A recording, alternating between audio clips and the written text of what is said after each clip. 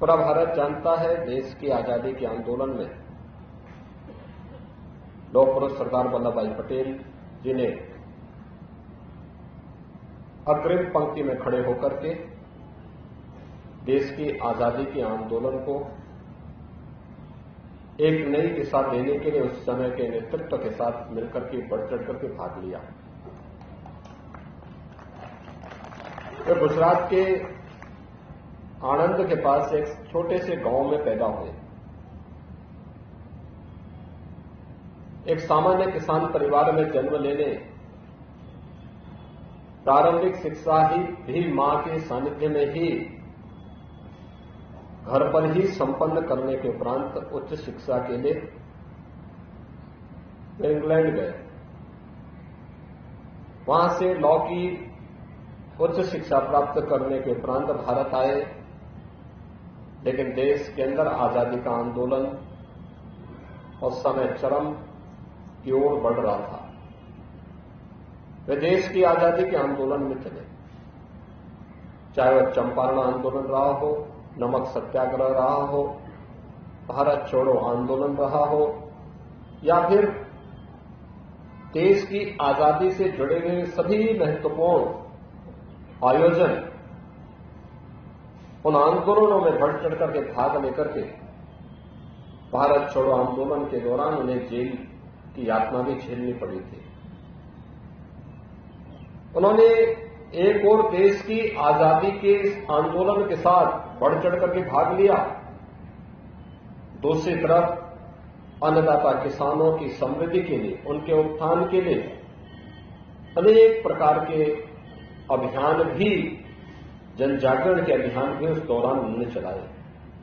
आज जो हम लोग गुजरात के अंदर सहकारिता के मजबूत आंदोलन को देखते हैं, इसकी पृष्ठभूमि में भी सरदार वल्लभ भाई पटेल जी का विजन है, जो आज वहां के हर अन्नदाता किसान को समृद्धि की एक नई ऊंचाई तक पहुंचाया है। बहनों और भाइयों,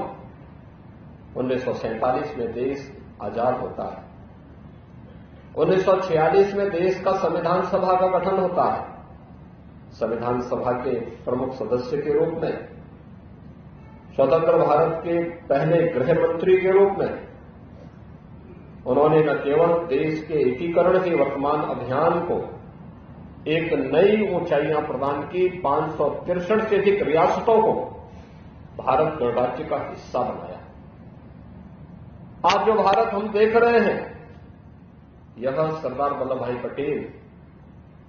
की ही सूझबूझ का परिणाम है। आज जो एक भारत है,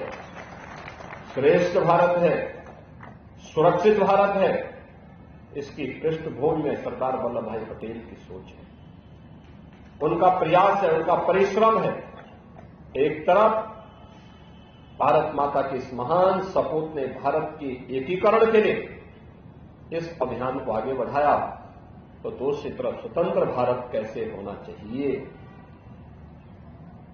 गुलामी के कालखंड में जिन मानव बिंदुओं की का अपमान हुआ था, उनकी पुनर्स्थापना का कार्यक्रम कैसे होना चाहिए। सोमनाथ मंदिर के पुनरुद्धार के कार्यक्रम को भी उन्होंने अपने हाथों में लेकर के देश के अंदर